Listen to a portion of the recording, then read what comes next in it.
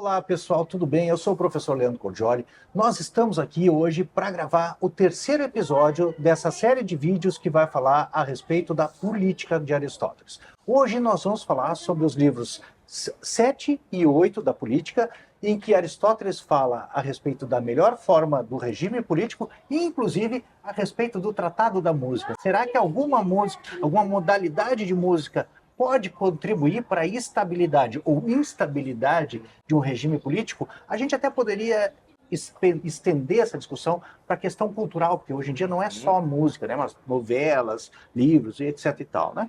Mas será que isso influencia na formação do ethos e da comunidade, repercute no bem comum e na estrutura da comunidade? E também, não é exatamente o tópico dessa passagem da política, mas como são temas interessantes, como a gente vai falar do melhor regime político, gostaria também de falar a respeito da demagogia e da tirania. Então, estou aqui com o professor Bruno, o professor Pedro e o professor Fábio, que são integrantes e fundadores da Associação Brasileira de Política, Direito e Política. Ademais, eu gostaria de ressaltar que nós estamos aqui na livraria A Página, no Shopping Praia de Belas, em Porto Alegre, que tem essa parceria conosco e nos cede esse belíssimo lugar aqui da livraria, em que ela possui um grande acervo de livros e certamente você vai encontrar obras, inclusive de Aristóteles. Hoje, eles selecionaram aqui para eu mostrar para vocês Antígona de Sófocles, inclusive essa tradução da LPM, é uma tradução de preço muito acessível e é a que eu recomendo para meus alunos. Está disponível aqui na livraria A Página do Shopping Praia de Belas. Fica uma sugestão de leitura, então. Senhores, estávamos falando sobre as modalidades de regime político, as modalidades puras, as 6 modalidades, né? A Basileia, o governo régio, tirania, oligarquia, aristocracia, democracia e a politeia. E os colegas tinham um discurso inflamável a respeito da classe média, né? Então, eu queria saber para vocês, vamos começar por onde? Vamos começar pelo começo, talvez. Como surgem as demagogias? Né? Para depois a gente chegar no que é melhor, né? E a importância, e curar, né? Como surgem as demagogias? Em Aristóteles, pode ser que não seja o único caminho, mas ele coloca mais ou menos como um regime democrático que não se submete à lei, né? E que se submete às vontades individuais, né? E ao facciosismo e à imposição da maioria sobre a minoria, a opressão. Diz isso aí acaba propiciando um ambiente em que pode nascer uma figurinha ali, que começa desapercebida, que começa falando não o que o povo deve ouvir, mas o que o povo quer ouvir, que começa fazendo aquelas promessas de campanha que a gente sabe que não serão cumpridas, mas é o que o cara quer ouvir na hora, né? Então ele diz assim, olha, diz o Aristóteles, ele funciona como o bajulador do rei.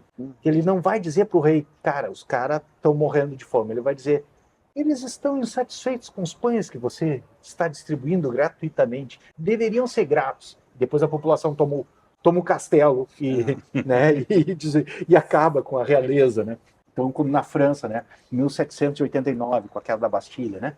Mas essa figurinha, que não é, no caso, o bajulador do rei, mas é o bajulador do povo, numa democracia que não se submete à lei, a lei acaba sendo um filtro a isso, né? Ele diz assim, não, tem um limite aqui que é da lei, cara. Esse aqui a gente não pode passar.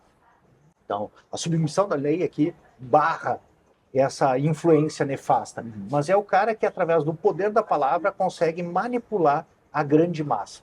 Esse é o demagogo, né? É o cara que, diz Aristóteles, quando ele acessa o poder, ele está pensando nos seus interesses particulares, mas ele sabe que para acessar o poder, ele deve bajular o povo dizendo o que ele quer ouvir, não o que ele deve ouvir. Diz Aristóteles, um outro expediente que eu me lembro também agora, o demagogo é aquele cara que, na hora de fazer uma política social, digamos assim, e tem algumas ali na política de Aristóteles, tipo a fidícia, né? Que é aqueles banquetes públicos em que fomentam a amizade, os ricos doam os alimentos e toda a comunidade se reúne em banquete, né? Ombro a ombro. E isso certamente é uma forma de fomentar a amizade entre os cidadãos. Mas, ele diz, às vezes há situações em que o sujeito no poder, ele vai ter que distribuir riqueza. Então, diz o Aristóteles, os demagogos, eles distribuem dinheiro. Porque de dar dinheiro aos pobres é encher um saco sem fundo. Porque você dá dinheiro e ele vai seguir precisando de dinheiro. Logo, ele vai ficar dependendo do demagogo para se manter. O verdadeiro democrata é aquele que não dá dinheiro aos pobres, mas que distribui uma casa e um comércio, ou alguma forma de que o pobre tenha o próprio sustento. E a lógica do Aristóteles, que é a razão por trás disso, é que se ele der dinheiro, ele acaba submetendo essa pessoa, a pessoa se torna um servo do demagogo. Ele fica sempre preso ao demagogo. Se ele der a independência, os meios de subsistência e de sobrevivência para essa pessoa amanhã ou depois, ela é livre, ela não depende mais do demagogo. O que vocês teriam a acrescentar a respeito da demagogia? Assim, vamos lá. A democracia, pelo menos a democracia pura, que é o governo ilimitado da maioria, é o regime dos degenerados, é o menos pior. Mas qual é o grande problema da democracia? É que ela tende a degenerar no pior, que é se transformar numa tirania. E Platão já dizia isso, e a experiência corrobora, né? A tendência é que as massas, e que essa maioria que detém o poder numa democracia, seja inflamada pelo demagogo, né, que explora as paixões da maioria para concentrar o poder em si, ou na sua facção, né? Então, a democracia, que é um regime da maioria não limitado pela lei, e portanto não ordenado ao bem comum, é um regime que dá ao demagogo o livre curso para explorar as paixões das massas, concentrar poder em si e se tornar um tirano, né? Então, uma ordem constitucional, uma ordem estabilizada por leis mais permanentes, é uma ordem que tende a dispersar poder e moderar moderar esse livre curso do interesse, das paixões, etc., de maneira que o caminho para essa concentração do poder seja dificultada, né? Então, um regime constitucional, uma ordem de direito, nós poderíamos dizer assim, é uma ordem que dificulta o caminho do demagogo ao poder absoluto, à concentração em si do poder político. Há uma barreira institucional que é a primeira. Exato.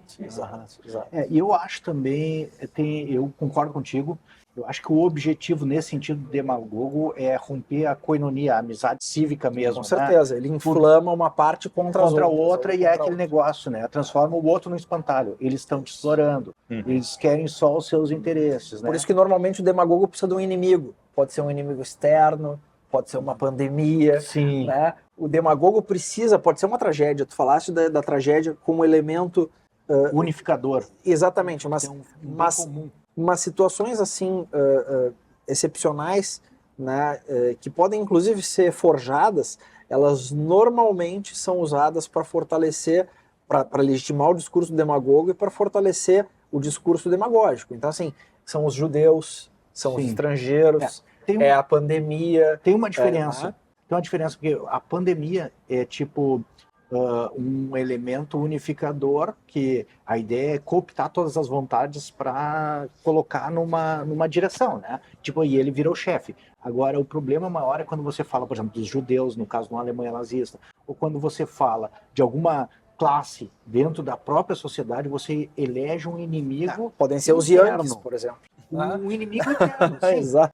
Eu digo, porque aí tem um caráter não só de unificação e de domínio, mas tem um caráter de aniquilação da outra claro, porque o demagogo, de exclusão e o demagogo, ainda que ele eleja um inimigo externo, ele vai tentar emplacar um discurso no sentido de que há agentes internos desse inimigo externo. É verdade. Né, que legitimam nele a concentração de um poder para combater esse perigo, para combater esse mal. Né? Alguém teve que botar fogo no Reichstag para legitimar uma série de medidas que os caras já estavam loucos para adotar. Sim. Né? A vontade era criada, ela precisava da fagulha, né? Exatamente. Tipo, a gasolina já estava assim, esparramada. Exatamente, querem o nosso petróleo. Algum discurso desse tipo tem que... E às vezes o demagogo surge da desordem, né? Claro. Quer dizer, você lá no Federalista tem aquela passagem do Jonathan Smith, que era um fazendeiro lá dentro da convenção, acho que de Massachusetts, não sei, dentro das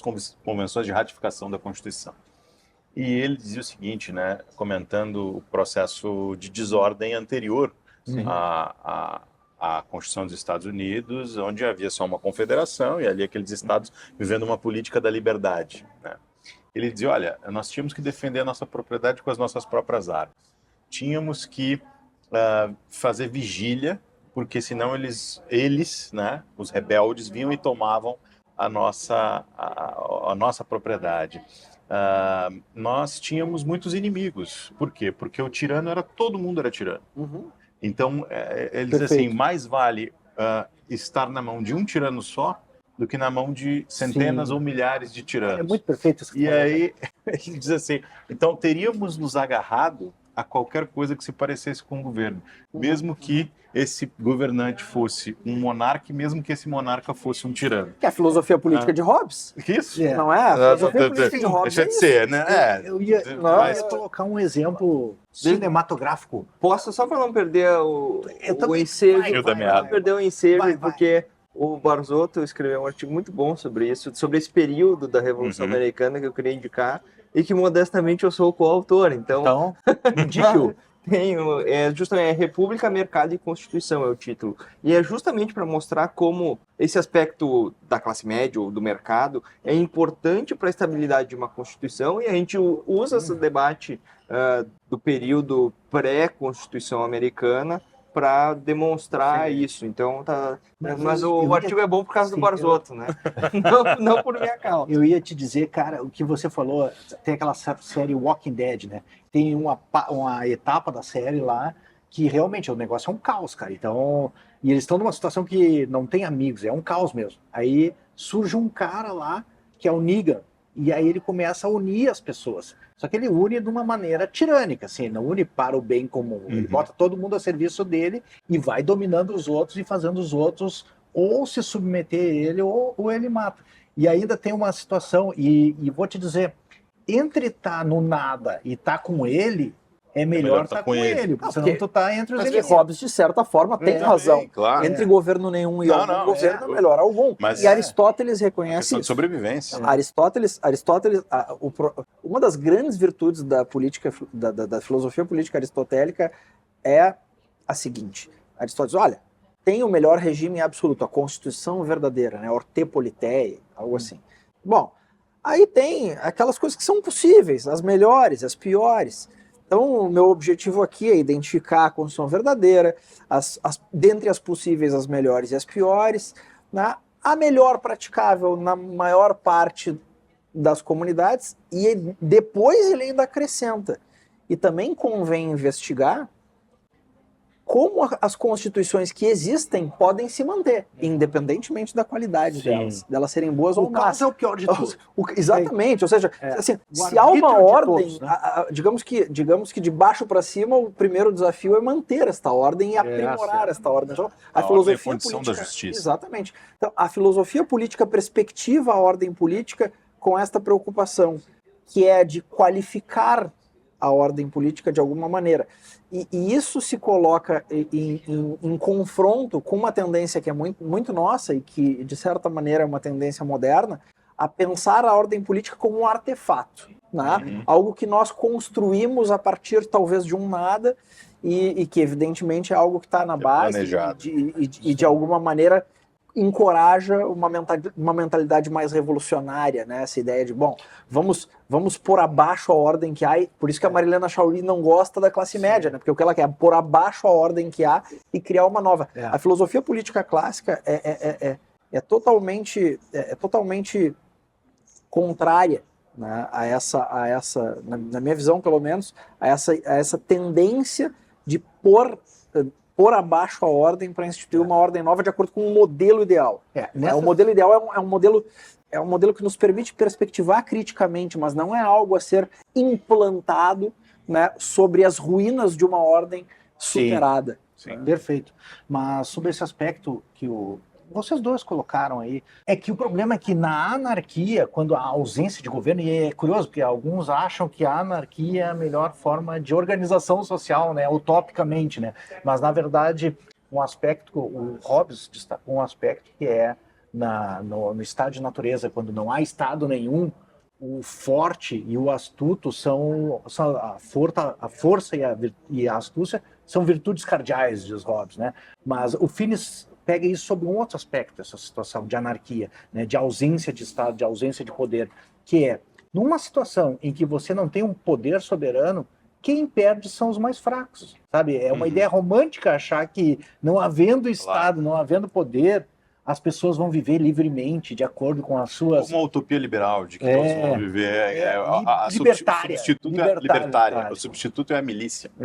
O que vem é a milícia. Claro. Quando não tem a Que não força... deixa de ser um sucedâneo do governo. Isso, uma ordem, uma forma... Passa a ser quem tem o poder naquela ordem. Então é uma exatamente. Constituição em que há alguém que detém Poder fático. Se há uma Exato. patologia política que é a tirania, pior ainda é a ausência da política em que a gente está submetido ao arbítrio de cada um, né? E aí Claro. o mais forte, Aí que nem é- diz o Hobbes, às vezes o mais forte não é o cara maior, mas é quando os mais fracos se juntam e tomam o que é do mais forte. Ou o mais astuto, né? Então, é pior, né? Quando os mais fracos vão perder. Então, a ordem política e a estabilidade, ela vem para... O Finis, ele tem isso bem, uma passagem bem certa, né? O governo é para remediar o arbítrio individual, mas o Estado de Direito é para remediar o arbítrio do governo. Então, se a gente pode, numa democracia, né, frear o arbítrio do governo, se a gente pode, na democracia, frear o arbítrio individual através de assembleias, vamos dizer, nessa democracia no sentido mais direto e mais puro, há necessidade de frear o arbítrio depois desse poder organizado, através, pelo menos, do Estado de Direito, ou de contemplar as duas facções principais, ou fortalecer a classe média, ou pobres e ricos. Mas Né? se o Estado de Direito foi cooptado por uma oligarquia, e essa oligarquia ela entregou desordem, insegurança e caos e violência para o país, talvez seja o caso do Nayib Bukele, que é um sujeito que mandou prender todo mundo, e que tentou resolver o problema de El Salvador lá com uma política de encarceramento brutal. Do ponto de vista do Estado de Direito, é bastante criticável, né? E dos direitos humanos e do direito penal liberal, ilustrado. Agora, isso não me parece o ponto mais interessante para analisar um fenômeno como esse. Sim, quais são as condições que levaram o sujeito a ter tanta popularidade e a poder implementar com legitimidade um tipo de política como essa, né? Provavelmente tem a ver com as elites degeneradas ou com um governo, um Estado de Direito que foi completamente cooptado por um governo oligárquico que não visa o bem comum e que, portanto, entrega a população à miséria, à desordem. E ao crime. E ao crime. Isso é fundamental. E aí, quando, eventualmente, esse sujeito pode cair, mas não necessariamente vai ser substituído por um democrata, no sentido de alguém que vise ao bem comum. Pode ser substituído de novo por essas mesmas elites e o processo ele fica basicamente aprisionado ali, né? Eu acho que é um risco. Outra coisa interessante, só rapidinho, passo a palavra para o Bruno, é que ficou claro dessa conversa que a gente está tendo aqui, que essas modalidades de constituição e de regime político, de disposição, elas são dinâmicas, né? A gente tem que pensar assim, chegamos na Constituição agora, não podemos mexer. Isso vai na dinâmica e as circunstâncias vão mudando e isso pode ir de uma coisa para outra muito rapidamente. Fala, Bruno. Não, é justamente esse ponto, Leandro. Esse aspecto dinâmico, ele é o aspecto subjetivo do regime, né? Porque nós estamos tratando dos aspectos objetivos. O regime, quem governa, como que é essa Constituição, qual a Assembleia, quem participa da Assembleia. Tá bem, os aspectos objetivos, ou seja, a estrutura formal de um regime. Isso pode ser estanque, isso pode ser copiado. Né? A gente pode copiar o modelo lá, Senado, Câmara dos Deputados, Suprema Corte, podemos copiar instituições. Tá? Mas isso resolve o problema? É claro que não. Por quê? Porque essas instituições operam em um determinado povo, em uma determinada cultura, em uma determinada comunidade.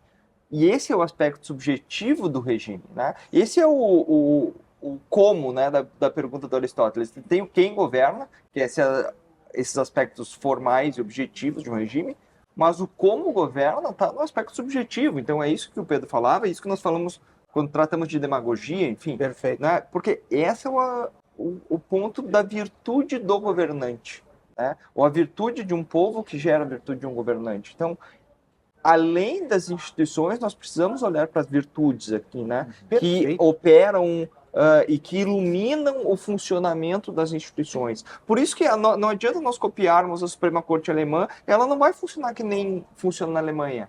Porque as virtudes que iluminam o povo brasileiro, o caráter do povo brasileiro, são diferentes do povo alemão. Então, a gente às vezes se perde no debate constitucional apenas do ponto de vista institucional e deixa de falar das virtudes dos operadores, né? E que inclui, obviamente, os cidadãos. Então, Acho que você está inaugurando a discussão do livro 7, que é exatamente isso que o Aristóteles... Inclusive tem uma passagem que ele diz, né? É impossível você ter um bom governo político se os cidadãos e os governantes não forem virtuosos. Ou, pelo menos, os governantes têm que ser virtuosos, porque não adiantam boas instituições se os homens forem corruptos. É que num governo democrático, onde tu é governante e governado, não tem como só os governantes serem virtuosos se o povo não for, né? Então, se tu funciona nas duas posições, então a virtude ela tem que ser algo que está presente, né? Essa é uma ilusão da jurisdição constitucional e que muitos autores já desmistificaram. A ideia de que você pode ter um regime em que a política funcione mal, mas a jurisdição constitucional funciona bem. Se você tem um regime em que a política é corrupta, mas a jurisdição constitucional é impoluta. A intuição, né, e as próprias evidências dão conta de que se a política vai mal, ela é degenerada, ou ela tem um alto grau de deficiência, muito provavelmente a jurisdição constitucional também. Ainda mais numa arranjo constitucional que nem o nosso, que a jurisdição constitucional é fruto de escolhas políticas, né? Não, claro. Sim. Mas é que sempre poder vai ser, otorgado né? pela comunidade. Não, sempre vai ser, não tem como não ser. Porque a gente falava da inexorabilidade. Poderia ser concurso público, sei lá. Eu não estou defendendo isso. Sim, não é cabe. uma outra ideia. Mas aqui a gente vê que se há um grupo político que toma o poder, fica 20 anos, e começa a escolher, e daqui a pouco o cara tem quase a totalidade dos ministros da Suprema Corte, a Suprema Corte é Claro. o cara. Claro. Mas a do concurso público, a corporação também vai tomar. Pois é, Também. né? Exato, é que não... Sim, né? A origem Não estou é o defendendo que o concurso menos... público, Claro, não tenho claro. resposta. Sim. Só estou mostrando o Sim. nosso arranjo. É que eu acho que a resposta é justamente ter uma cultura mais virtuosa. Essa é a resposta, né? Uma cultura, uma comunidade mais não madura. É um trabalho de formiguinha. De certa forma, isso que a gente está fazendo aqui é parte disso, eu concordo contigo. Como tornar uma cultura mais virtuosa? Porque o elemento cultural ele é um elemento disperso. Então, senhores, como é que fica um melhor regime? Que é a discussão que o Aristóteles ele começa a descrever qual é a finalidade do melhor regime, quais os elementos necessários para o melhor regime e como, inclusive, a questão cultural do melhor regime, né? Eu digo, essa discussão especificamente começa no livro 7, e se desdobra pelo livro 8, quando ele tem o Tratado da Música, que ele vai dizer que existem músicas apropriadas, né, para formar bem o cidadão, que existem músicas que despertam as paixões, mas que outras que centram o cidadão num modo mais reflexivo e mais racional, razoável, sensato, mais virtuoso. E no livro 7, ele começa a falar a respeito da matéria, do melhor regime político, da melhor constituição, que seria o tamanho do território apropriado e os cidadãos apropriados. E o que seria elemento integrante do bem comum. Até posso associar comparativamente com o livro 3 que ele diz, né? A sociedade política, ela não é como a relação que há entre etruscos e cartagineses, que eles têm um pacto de mútua não agressão e a garantia dos acordos firmados entre eles. Porque isso não é uma sociedade política. Isso é simplesmente a viabilização de acordos comerciais. Uma sociedade política serve não apenas para a sobrevivência, mas para a vida boa, para a felicidade dos seus cidadãos. Então envolve também uma formação de virtudes cívicas e virtudes éticas, a fim de habilitar os cidadãos para a cidadania e possibilitar a sua plena realização. A gente sabe que o conceito de felicidade do Aristóteles passa pelo desenvolvimento e vivência de acordo com as virtudes éticas e dianoéticas, né? Perfeito. Então, como é que vocês veem esse melhor regime político que começa a ser exposto no livro 7, sétimo da política? Por favor. Retomar aqui, Leandro, a gente falou bastante dos regimes e dos aspectos institucionais desses regimes, né? Como o poder é dividido, quem exerce, se são muitos, se são poucos. Aí a gente fala menos do como governa, né? Que é o aspecto subjetivo, que é a retidão do regime, ou para quem, né? Ou para o que para o que se almeja com o governo, né? Então, isso o Pedro conhece bem a minha tese, isso é o que eu tento discutir lá, falando de republicanismo, e começo com Platão e Aristóteles, mas é justamente essa tensão entre as instituições e as virtudes, né? Acho que esse é o aspecto que às vezes passa desapercebido no debate sobre o melhor regime, e que está muito claro no Aristóteles, e é por isso que ele termina com um debate cultural, como a expressão que tu usaste. O aspecto cultural, ou seja, as virtudes, o modo que os agentes públicos, e aqui seja o governante, seja o cidadão, o modo que ele se porta, que ele age, ou seja, as suas virtudes, influencia no resultado alcançado pelas instituições, né? Então não basta que nós tenhamos um debate meramente institucional, senão seria simples copiar instituições, né, que nós enxergamos de outros locais e transplantar para cá. Mas por que isso não funciona? Porque existe todo um aspecto subjetivo, o caráter do povo, a educação, a virtude, né, as características, as idiosincrasias de cada povo, de cada região dentro de um povo, né, de pequenas frações, e isso nós vamos, né, num país continental como é o Brasil, por exemplo, nós vamos tendo diferenças regionais e assim por diante. Isso tudo ilumina o regime político. Então, o debate sobre o melhor regime não é apenas um debate formal, né? Ele é um debate que necessariamente entra para a cultura desse povo, né? E esse é o debate que o Aristóteles está nos propondo. Sim. E esse é o debate que nós precisamos fazer, né? Qual que é o tipo de educação, qual que é o tipo de povo, qual que é o tipo de cultura, o que é valorizado ou não dentro da nossa comunidade, né? Eu acho perfeito. Assim, o que tu colocou, eu sinceramente nunca tinha pensado sobre esse aspecto da particularização do melhor regime sobre o aspecto cultural e sobre o aspecto do ethos do povo, e acho que está em Aristóteles. Eu acho que é perfeito, mas nunca tinha refletido a respeito disso. A gente sempre fica nas abstrações e não, que nem você particularizou muito bem. Sabe, é curioso, né? Às vezes quem lê a política chega nessa parte final e diz, por que o cara está falando de música? Parece uma coisa desconectada. Mas por que está ali? Né? Está ali porque esse é o aspecto cultural do regime. Isso é o que faz com que o regime gire, né? Essa é a roda que faz ele girar. O combustível desse regime são as virtudes dos cidadãos e dos governantes, né? Porque isso é o que mostra o resultado final desse regime, né? Eu tenho um trabalho também acadêmico já de longa data que eu discuto essa questão da necessidade de virtudes para os governantes como algo complementar ao Estado de Direito, e é um negócio que hoje em dia está bem em voga, e a gente vê várias pessoas pesquisando nessa área. Mas eu confesso que agora você agregou um aspecto que eu nunca tinha pensado, que é essa questão da particularização. Aí um passo que eu acho que eu posso dar contigo, eu não sei ainda como desenvolver isso e através de que formas desenvolver isso, porque é um trabalho de formiguinha. Acho que a questão da filosofia do direito e a valorização da filosofia do direito, como a gente tem visto, a gente já estuda isso há um tempo, né, Fábio? Então, a gente sabe que, por exemplo, anos 2000, 2005, não encontrava onde estudar isso, né? Tinha o Barzotto lá e o Miquelon, mas aqui no Sul, mas hoje em dia é muito mais difundido. Tem canais no YouTube, além do meu, que tem esse material disponível e acessível, né? Então a pessoa tem onde procurar. Tem bibliografia publicada também. Antigamente o cara não conseguia uma ética, como uma política digna de ser lida, né? E hoje tem material publicado. Então, muito mais acessível. Essa é uma forma. Não sei ainda como implementar, e agora você lança um desafio um pouco mais complicado.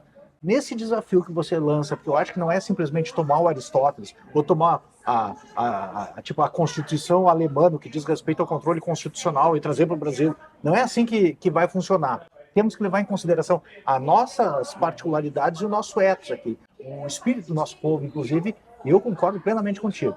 A única coisa que eu consigo acrescentar nisso que tu falou é que a gente tem que tomar um espírito, um ethos bom do nosso povo. Porque eu acho que há algum tempo a gente vem culturalmente com um complexo de vira-lata, assim. Eu não sei se vocês sabem, tipo Macunaíma, sabe? O herói é o anti-herói, sabe? Os negócios assim, sabe? Sim. Então, aí tu vai olhar assim, o esperto, sabe? A cultura do esperto, assim, que leva vantagem, que passa a perna, sabe? Esse tipo de coisa associada à cultura e que transforma isso num valor e justifica essas práticas sociais depois. Tipo assim, por que eu não vou levar vantagem se esse é o cara que é o cara legal, né? Se eu não fizer, os outros vão fazer comigo, né? Evidentemente, esse aspecto acadêmico e as mudanças começam na academia. Estava lendo um livro ontem, aquele Hagel, inclusive, né? Ele diz as revoluções começam pela filosofia do direito. Eu acho que a filosofia do direito tem um papel conservador também, né? De evitar revoluções, justificar práticas. Mas ele tem razão. Boa parte das revoluções começa no mundo das ideias e depois vai para o mundo fático. Se você né? modifica a forma de compreensão do direito, você modificou o direito. Exato. Modificou o regime. Perfeito, né? E depois modifica a sociedade através das Também. instituições. Nós aqui, de certa forma, temos esse papel revolucionário, né? No sentido de revolucionário querendo manter ou retomar algo, né? Resgatar. Resgatar. São palavras um pouco perigosas, né? Vamos manter algo que é bom, que não deve ser jogado fora, né? Sabe? Sobre essa questão da cultura, rapidamente, assim, para ser objetivo. Eu acho que existe uma interação, acho que você falou muito bem, Leandro, não adianta simplesmente pegar um aspecto meramente descritivo de como o povo é, e se contentar com umas deficiências, né, culturais que o Brasil eventualmente tem. Eu acho que existe uma interação aí, uma interação entre uma cultura mais elevada, que nos leva à compreensão do belo. Acho que é um pouco o que o Aristóteles está tentando fazer no final, quando trata da música. Né? Todos têm condições de contemplar o belo e de distinguir o que é belo do feio. Né? E o bom. O que é problemático é que aos poucos se vai substituindo essa forma de pensar por uma forma que sequer admite a pergunta sobre o que é belo. Então, quando eu não tenho mais a pergunta, Sim. eu já não tenho mais como fazer relativismo a ético distinção. E relativismo estético. Eu vou longe. Mas um novo e outro tipo de totalitarismo. Novo e outro tipo de totalitarismo. Mas, ao mesmo tempo, isso eu penso pessoalmente, a gente discute muito, Bruno e eu, sobre isso, deve haver algum tipo de interesse de quem está tentando resgatar ou restaurar uma cultura elevada que permita aos cidadãos a contemplação do que efetivamente é belo, com algum tipo de cultura popular, de cultura até às vezes de massa, né, que compõe os hábitos e o modo de vida da classe média. Ou seja, aquele que está tentando construir uma nova aristocracia não pode construir essa aristocracia, cometer o mesmo erro de fazê-la estrangeira dos costumes e dos hábitos do povo. Tem que haver uma ponte. Evidentemente, tem que haver uma ponte. Então, o pessoal fala normalmente das novelas, normalmente num sentido profundamente pejorativo. Eu diria que hoje é profundamente pejorativo, porque é profundamente estrangeiro. Agora, até um certo tempo, as novelas, bem ou mal, passavam algum tipo de mensagem que fazia sentido para as pessoas. Você tinha novelas rurais, você tinha novelas que resgatavam histórias. Fazia um papel de integração social mesmo, para o gaúcho entender como funciona a cultura do Nordeste. Não, e mais, sobre isso, mas uma pessoa, eu posso assistir a novela, e isso acontecia muito, com uma pessoa que trabalha na minha casa. Ou seja, quer dizer, não existe, todo mundo consegue falar uma mesma linguagem. Hoje isso está completamente desintegrado, até porque as mídias, elas se esfacelaram, de certa forma, mas porque a mídia mais mainstream também se interessou por um tipo de revolução cultural. Não se interessa mais pelo Brasil. O que se produz não é mais para o povo. Então não se interessa mais pela cultura popular. Então o problema não é tanto a degeneração da cultura só.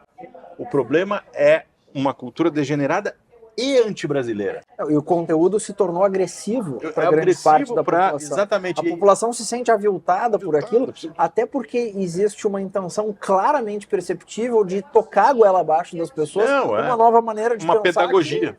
Uma pedagogia explícita. Explícita. Só tentando contextualizar no Aristóteles, eu concordo plenamente com o que vocês estão falando, é que a ideia é que o melhor regime proporcione condições para as pessoas desenvolverem as virtudes, sejam elas éticas, dianoéticas, mas também políticas ou cívicas, e também a virtude intelectiva, ou a teoria, né? A pessoa possa, no mais alto grau de desenvolvimento humano, se aprofundar no estudo das sei lá, da metafísica e da filosofia. Claro. Né? Essa é a ideia, assim, mas não quer dizer que toda a população vai fazer isso. Principalmente Mas aí- numa sociedade de massas, Mas, complexa perfeito. e diferenciada. E complexa, diferenciada e com uma dimensão territorial continental. Concordo contigo. Isso não é para todos, mas cada um dentro da sua perspectiva alcançar, participar disso dentro das suas possibilidades. Isso é um ponto assim, ó, fundamental. Segundo, né, eu acho que é importante, mesmo na cultura brasileira que tu colocou, é destacar não só o malandro, né, mas destacar, a gente tem várias coisas bonitas na nossa cultura que acabam em função dessa nova... É que, na verdade, é o que você colocou, em vez de oferecerem para a população o que é melhor do Brasil, estão oferecendo para a população uma revolução. Algo sabe? inautêntico. Claro, Então, Inautêntico. é inautêntico, mas é Mas quer exemplo melhor do que a ausência, revolucionário no mau sentido. a ausência do humor? Não é possível mais fazer humor. É verdade. E o que o brasileiro é? O brasileiro é bem-humorado. Cara, O brasileiro usa o duplo sentido, o brasileiro é ambíguo. E não é mais possível apresentar publicamente o humor, abertamente. Você o humor apresenta elevado, né? Você pega o Jô Soares, assim, o cara assistia, né, cara? Tinha momentos não tão memoráveis, mas muitos momentos que até hoje, Sem assim, né? Todos Então, assistiam. com qualidade. Deixa eu te dizer uma coisa, assim, esse é o aspecto da filosofia política clássica que me assusta um pouco, tá? Porque a educação dos cidadãos na virtude pelo aparato, digamos, institucional da comunidade, pressupõe já uma comunidade virtuosa, né? Porque a virtude não vem... É impossível o mal educar o bom para ser bom. Pelo menos os governantes, a classe, Exatamente. a elite Então, deve assim, ser, pelo menos. Então, o que acontece, né? Se uma comunidade que não é virtuosa, vamos colocar nesses termos para usar a linguagem que a gente está usando aqui. É uma linguagem Se uma aristotélica. comunidade que não é virtuosa toma para si a tarefa de educar as pessoas, ela vai, muito provavelmente, educar mal as pessoas. E é o que está acontecendo. Não é que nós vivamos num mundo liberal em que as pessoas não estão sendo educadas para serem de um jeito. Não, elas estão sendo educadas para serem de um jeito. Sim, claro. Mas eu teria grandes dúvidas a respeito de se esses valores que estão sendo transmitidos, né, de se essa educação que está sendo difundida é realmente algo que encoraja as pessoas a serem realmente boas, né? Será que não se trata, antes disso, de uma tentativa demagógica de estimular nas pessoas coisas que, antes de gerar entre elas uma vinculação maior, afastam umas das outras? Né? Sim, essa coisa facciosa da política de uns contra os outros, as minorias, os interesses, etc, etc. Então, assim, o grande problema é esse, né? Que para educar as pessoas nas virtudes é preciso que haja já um contexto de virtudes difundidas, né? E quando não há isso, se nós, ao invés de ficarmos no campo de uma intervenção muito mais pontual e moderada, como a que o Pedro está sugerindo, tentamos educar as pessoas no contexto de uma difusão de grandes valores, etc, etc, nós corremos o risco de transitar para como eu disse, para um novo totalitarismo. Né? O regime nazista promoveu uma moralização do direito alemão, que nada mais foi do que uma nazificação do direito da tradição romana, né? Romano-germânica. Então, eu acho que o Pedro traz algo muito valioso e muito importante, né?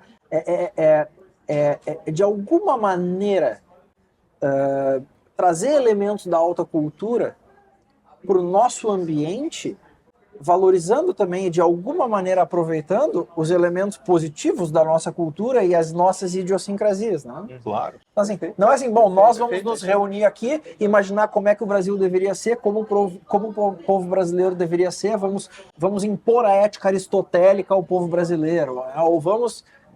Isso é totalitário.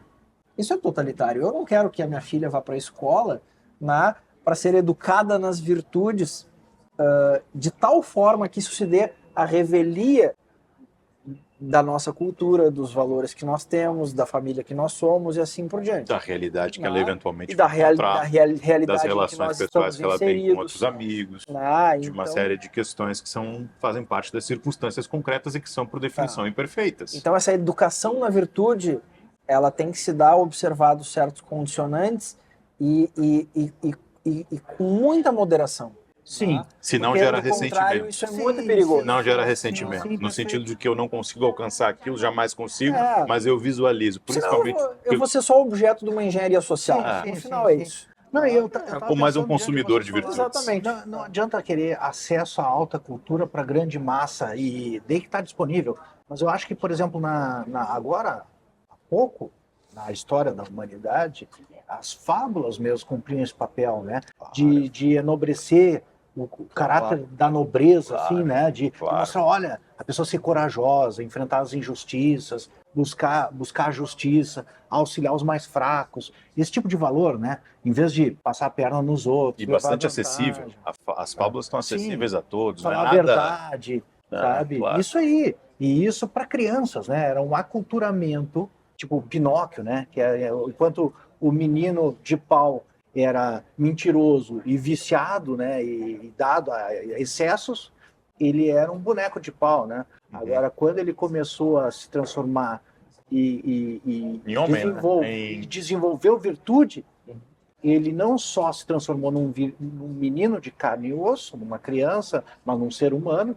Ele se humanizou, que era um boneco, mas além de se humanizar, ele começou a humanidade dele começou a refletir no bem de todos os que o circundavam. Se Entre tu me eles, permite, Leandro, perfeito, acho que teu exemplo é ótimo da fábula, mas ele remonta ao começo desse livro, né? Nós chegamos no fim para voltar ao começo, porque, tá bem, a pergunta agora é: quais são as instituições que vão permitir que esse objetivo de educação na virtude tal aconteça, né? Então nós chegamos no fim de um debate cultural para voltar de novo para um problema institucional. Tá bem, como é que nós vamos fazer com que isso aconteça, né? Quais são os limites para que isso aconteça? Qual é a forma moderada de fazer com que isso aconteça, né? Qual que é a forma moderada de fazer com que a nossa sociedade seja melhor e não pior? Qual que é a forma moderada de fazer com que cheguemos mais perto do melhor regime? Essa é a pergunta do Aristóteles. E com isso, vou te passar a palavra agora, Fábio. O Bruno acabou de falar, para você deixar um último recado para quem nos assiste, depois passo para o Pedro e para o Bruno. Eu acho que, assim, se é para dizer alguma coisa para encerrar, é no sentido de realmente estimular, né, as pessoas que têm interesse nessas coisas, mas que ainda não mergulharam na filosofia política clássica, que o façam. E assim, eu vou mencionar a minha experiência, né? A primeira vez que eu li A República de Platão, a percepção que eu tive foi: uau, os problemas são os mesmos. É verdade. Os caras estão lá discutindo basicamente as coisas que a gente segue discutindo até hoje. Claro, com muitas diferenças, com muitas nuances, enfim. São problemas que se colocam de maneiras diferentes, mas são os mesmos problemas, né? Então, os problemas fundamentais que a gente enfrenta e que nos inquietam hoje, eles estão lá já presentes. E, de certa forma, as alternativas também são mais ou menos as mesmas que se apresentaram lá para esses grandes filósofos. Então, como última palavra, assim, eu diria isso. Se você ainda não mergulhou nos clássicos, faça isso. Porque a gente se beneficia demais disso, né? Então, é uma maneira, sim, né, da gente começar a assimilar um pouco disso que a gente pode chamar de alta cultura, né? E não é que eu vá ler Platão e vá sair dali um bom cidadão ou um cidadão melhor, para o melhor regime, assim por diante, mas nos vídeos anteriores em que vocês trataram da ética de Aristóteles, uma coisa que foi debatida foi isso, e a resposta foi a seguinte: não, nós não vamos ler Platão e Aristóteles, não vamos estudar a filosofia com a expectativa de que a leitura vai nos tornar pessoas boas, né? Mas nós começamos a tomar posse de certas questões que fazem com que nós possamos passar a ter uma compreensão refletida das coisas. Esse é o primeiro passo, talvez. E a filosofia política clássica, ela nos leva a isso, a pensar sobre coisas que talvez nós não tenhamos pensado, e também nos leva a enfrentar de uma maneira um pouco mais sofisticada problemas que estão aí, que nós temos debatido, né? Mas sem tanta qualificação, talvez. Então, acho que é por aí, né? O recado ao final seria esse. Pedro, Bom, uma última palavra. Muito pessoal. rapidinho, o meu recado, principalmente para quem gosta de filosofia do direito, é que se interessem pela filosofia política. Acho que a filosofia política ela é a base, se não a base, pelo menos interage de maneira essencial com a filosofia do direito. É verdade. E se também se interessam muito pelos filósofos ou filósofos, principalmente da segunda metade do século XX, ou pelos mais citados, eu diria que passem já de imediato a se interessar pela filosofia do direito e política clássica, porque as perguntas que uma certa compreensão da efetivação de um estado de coisas, da efetivação de direitos, da consagração de valores, todas as perguntas institucionais, todas essas questões que nós colocamos aqui, elas são estranhas para essa forma de ver a ordenação da comunidade política. Então, é preciso voltar, é preciso retomar os clássicos, e o Aristóteles é, sem dúvida nenhuma, um dos principais, né, se não o principal. Eu só acrescentaria o que vocês dois falaram, porque é uma dúvida comum que me persegue na internet e nas redes sociais, leia Aristóteles, leia Tomás de Aquino, porque o pessoal quer formar o imaginário, ler o que eu devo ler antes para estar pronto para ler Tomás de Aquino. Cara, vai e lê, cara. Vai ler. Provavelmente vai ter que ler e reler muitas vezes, mas começa se preparando para ler Aristóteles, lendo Aristóteles, né? Ou pega a República de Platão, que eu acho que é mais assim acessível, né, para quem está começando. Bruno, uma última palavra para o pessoal que está nos acompanhando até aqui. Maravilha. Leandro, primeiro queria, em nome da ABDP, né, dessa iniciativa que nós estamos liderando aqui, a Academia Brasileira de Direito e Política, te agradecer o convite, o espaço, né? Tu está há muitos anos nisso, e para a gente é um prazer, eu digo em nome de todos nós, estar aqui, uma honra estar aqui contigo, né? Falando desse tema tão interessante, e depois de pessoas tão capacitadas nos vídeos anteriores, né? Então, para a gente, assim, é uma honra, de fato, estar aqui com vocês nesse diálogo, né? E é justamente isso, acho que o recado é esse, a filosofia política, a filosofia do direito é um diálogo, né? Isso aqui é o que o Platão, o Aristóteles, o Sócrates faziam há mais de 2000 anos atrás, não tinha as câmeras. Esse é o projeto da filosofia. Mas era isso que eles faziam, né? Então, que a gente possa continuar fazendo filosofia dessa forma, né? Porque essa é a busca do bem comum e a busca da felicidade, então... Eu agradeço muito a participação de vocês, tenho certeza que o pessoal que nos acompanha em casa vai adorar e vai aprender muito com esse diálogo de vocês, especialmente a ti, Bruno, que veio de Gramado, né, ontem de noite. Eu faço uma deferência especial, sem esquecer meus amigos também, companheiros de pesquisa, cara, que apesar de já estarem em Porto Alegre, estão disponibilizando o tempo com família e com o trabalho, né, com os escritórios de advocacia, o trabalho de vocês, para ofertarem ao pessoal que acompanha o canal esse conteúdo de qualidade. Então, muito obrigado a vocês e sucesso nesse projeto de vocês. Com isso, senhores, eu me despeço com mais esse episódio dessa série em que nós tratamos da ética e da política de Aristóteles, 3 vídeos sobre a ética e agora esses 3 vídeos sobre a política de Aristóteles com esses 3 excelentes professores. Um grande abraço e uma boa semana. São os votos do professor Leandro Cordior.